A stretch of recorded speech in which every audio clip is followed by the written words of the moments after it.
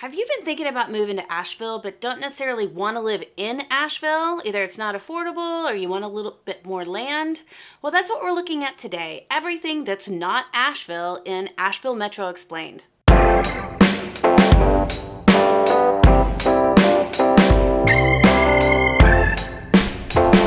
Hey, welcome to our channel. We're living in Asheville and we explore what it's like to live, eat, work, sleep, play in Asheville, North Carolina. If you want to learn more, hit that subscribe button, click that little bell, and you'll be alerted every time we make a new video for you. Nestled in the Blue Ridge Mountains, you find Asheville, North Carolina. You've probably seen it in every magazine you've ever read for the last 15 years because it's magical and it's a wonderful place to be. But it's not the only place. There's a lot of people that move here that don't necessarily want to live in the city. They don't have to. They have a remote job. They want a little bit more land. And so there's plenty of little towns around Asheville that are inviting and have their own special charm and their own innate beauty and something to offer. So let's take a look at those. Now, most of these places that we're going to be exploring are about 30 minutes or less drive time to Asheville. First one that we're going to look at is called Candler. Candler's a unique experience because it's a little bit more rural than like living really close to Asheville, but it's not far away at all. I mean, normally it's about 10 to 15 minutes away from downtown Asheville, and to local people, I mean, it's still kind of considered Asheville. It's called like West Asheville in Candler, and there's one main road that goes out there called 1923 or Smoky Park Highway. Now, back in the day, it used to be hard to get people to come visit you in Candler. This is actually where I bought my first home ever because I looked in Asheville and at the time I couldn't afford anything in the city of Asheville. So I went a little bit out and in Candler I got a half acre for a pretty good deal that has gained a lot of equity throughout the years. So it's a really good investment. It's still growing. And it's really close to Asheville. Now, there's no main street or like gathering hub in Candler except that main road right there. Now, there used to be back in the day when Candler was called Candlertown and there was the old post office down by the creek. Now that has changed hands and that's no longer the case. But there's still a sense of community there and it's a little bit away from the hustle and the bustle of the city, and there's beautiful views as well. Now, one town over in Canton, there is a paper mill, and sometimes on a windy day, you can smell the whiffs of the paper mill, and it makes you go, who did that? One interesting tidbit about Candler is it runs really close to I-40, and word on the street is they are opening a new exit on the other side of Candler in between Asheville and Canton. So if you were to buy a house near that area, you are going to have easier accessibility to Candler than before. So Candler's changed a lot through the years since I first bought my house there.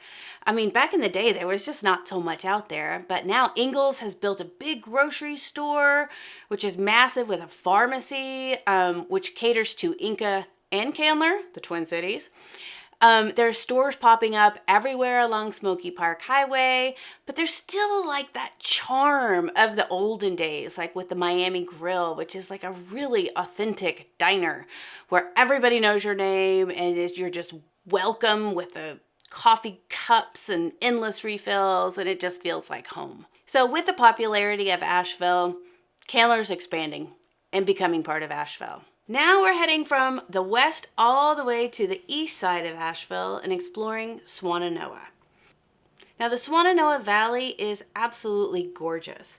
There's a liberal arts college there called Warren Wilson, and they own a lot of land out there. So you'll see things like cows and wildlife of all sorts and open pastures, which is unique being so close to Asheville. There are also so many trails nearby. Like, we live in East Asheville, near Swannanoa, and we have probably 10 to 15 trails within 10 minutes of our home that we can walk on and bring our pup if we want to.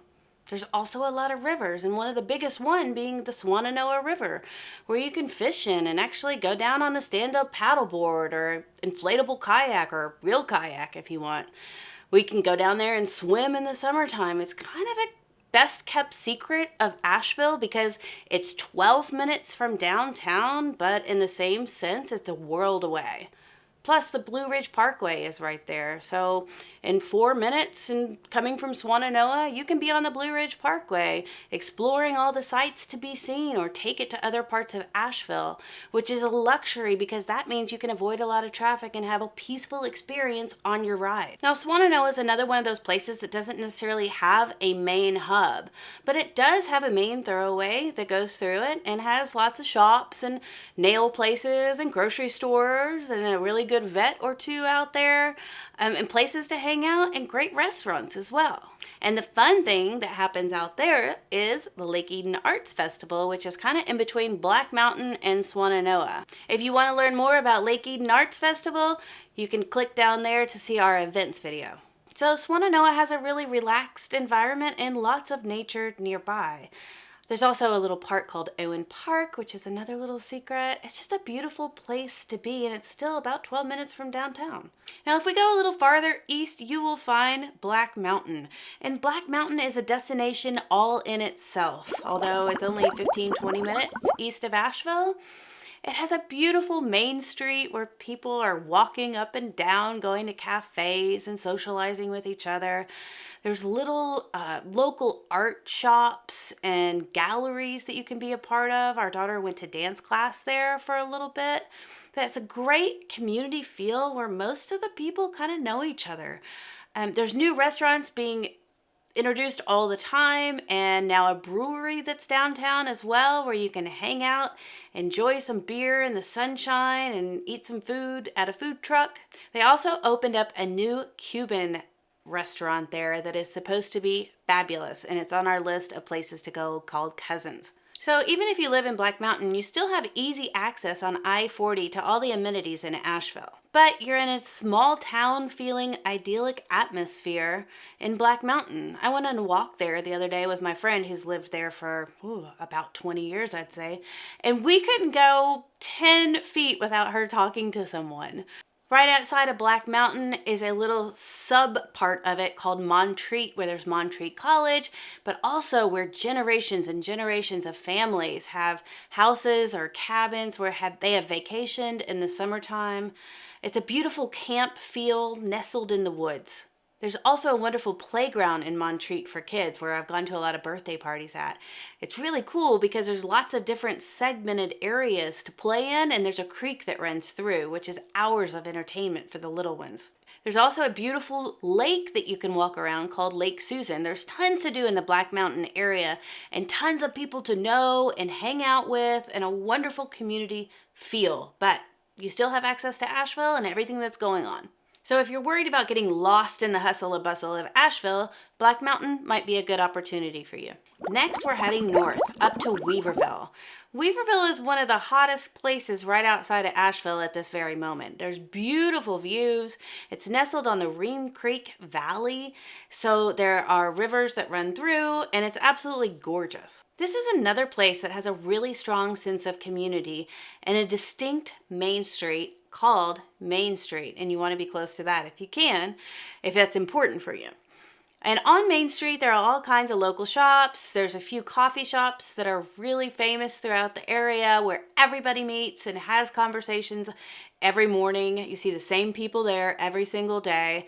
Weaverville is kind of known as a little bit more of a crunchy hippie crowd through the years. There's lots of families that have moved in, but really it's like what Asheville entailed back in the day. They've kind of moved up a little bit north now to find their place in a smaller location.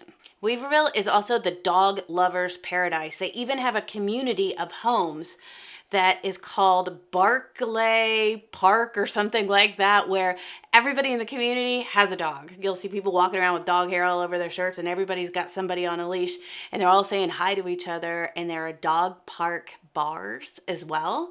So if you have a dog, that's the place for you. And in the summertime, there are plenty of people that come to Lake Louise in Weaverville and enjoy music events or outdoor movies, and you can see little families running around and having a great time under the stars. Weaverville, where crunchy is a good word. Next up from Weaverville, going north, is Marshall, North Carolina. And Marshall is about a good 30 minutes from Asheville. So be prepared for that, but it's a whole nother world. Then you're getting up into Madison County, which is kind of where the Twilight Zone meets Mayberry. It's an interesting eclectic mix of people and kind of has a farm chic vibe. Some people might call that hipster. So living in Marshall is like a really small, tight-knit community. There's a natural splendor here like no other place, and there's an artsy vibe. There's an old school that's in an island in the middle of the French Broad River that's been made into an art gallery and an event space. I've been to a few really fun parties there. Although Marshall is really small and has about 900 people, the people that typically live there are of expanded mind, open consciousness, and ready to explore new things in life. But in the same sense, it's a really laid-back environment of people who really enjoy being out in nature and working with the soil. They probably have some goats or chickens or something like that. Now, I'm not just making stereotypes, but I'm going with people that I know that live in Marshall. And everyday things are changing, of course. Another thing that's really great about Marshall is the direct access you have to the French Broad River. There's different sections of the French Broad River, and some are better for rafting than others, but you're not too far away from Section 9, which is a great put-in to have a really fun ride of rapids down the French Broad, and you'll end up near hot springs. Now, Madison County has a little bit of a different vibe than Buncombe County, where Asheville is. Madison County has a lot of rich history. If you think about front porch pickings and moonshine and what you think of Appalachia, then that's Madison County. Now, of course, it's evolved with time and the more popular Asheville and Western North Carolina has become, but still you get that old-timey charm from back in the day that really creates this unique history around Madison County. So that's it. You don't have to live in Asheville proper. There are awesome places all around Asheville if you don't mind a little bit of a drive. And places like Candler and Swannanoa are not much of a drive at all. And they all have their unique charm and their different personalities. If you have more questions about what that might look like for you or where you might want to be, feel free to reach out. Again, we're living in Asheville and we explore all things Asheville. We help walk you through the process of what it might look like for you to live here. So feel free to reach out anytime, day or night, email, text, whatever have you, and we'd be glad to help. Until then, ciao for now.